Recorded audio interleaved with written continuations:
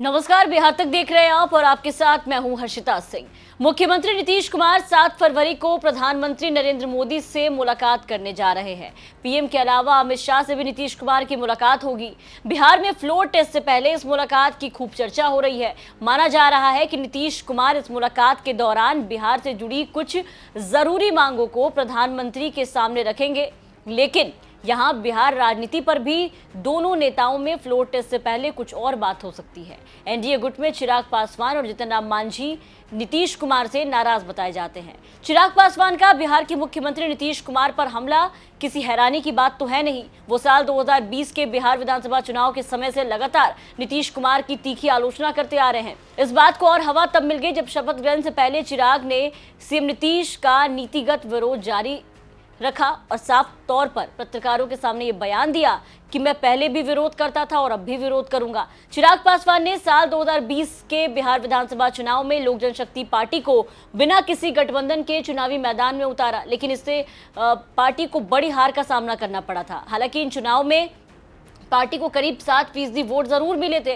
उनकी party LJP को बेगूसराय जिले की मटिहानी सीट मिली थी, जहां से राजकुमार सिंह जीते थे, जो बाद में जेडीयू में शामिल हो गए। लेकिन माना जाता है कि इसी वजह से नीतीश कुमार की पार्टी बिहार में तीसरे नंबर की पार्टी बनकर रह गई थी। बिहार में बदली राजनीति के खेल में चिराग पासवान की भूमिका शून्य है, लेकिन जेडीयू के एनडीए गठबंधन में आने से लोकसभा का चुनाव जरूर प्रभावित होगा। और सूत्रों की माने तो नीतीश कुमार भी चिराग पासवान से कहीं ना कहीं असहज है।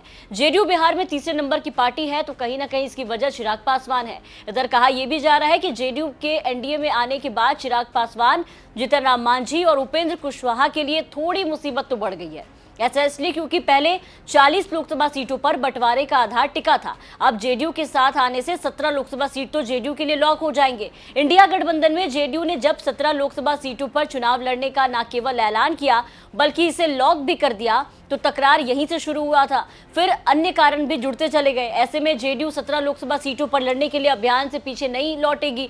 तब बिहार लोकसभा की 23 सीटें ही बचती है। अब इसमें 17 बीजेपी लड़ेगी, तो बाकी बची 6 सीट ही उपेंद्र कुशवाहा, जीतन राम मांझी और चिराग को संतुष्ट करना होगा बीजेपी को। इसमें ये होते तो नहीं दिख रहा है, लेकिन ऐसे में सबकी निगाहें फ्लोर टेस्ट से पहले मांझी और चिराग पर टिक गई है। और दूसरी तरफ पीएम मोदी और अन्य नेताओं से सीएम की मुलाकात पर इन सभी मुद्दों पर बात संभव हो सकती है। बिहार में किसी पार्टी के पास कितनी सीटें हैं ये भी आप जान लीजिए। बिहार विधानसभा की 243 सीटों में आरजेडी के पास 79 विधायक है। यहां कांग्रेस के पास 19, सीपीआईएमएल के पास 12, सीपीआई के पास 2, सीपीआईएम के पास 2 और एआईएमआईएम के पास 1 सीट है। एनडीए गठबंधन के पास बिहार में इस समय बहुमत है। बीजेपी के पास 78 विधायक है, जेडीयू के पास 45 विधायक है, हिंदुस्तानी अवाम मोर्चा के पास 4 और निर्दलीय विधायक 1 है। इसी आधार पर अगर लोकसभा में सीटों का बंटवारा होगा तो चिराग पासवान क्या करेंगे, ये देखना दिलचस्प होगा। वहीं चिराग पासवान और नीतीश कुमार दोनों एक दूसरे के लिए कितना सहज है ये भी देखने वाली बात होगी। आपको क्या लगता है इस पूरी खबर पर कमेंट करके अपनी राय जरूर बताएं और बिहार की तमाम खबरों के लिए आप देखते रहे बिहार तक।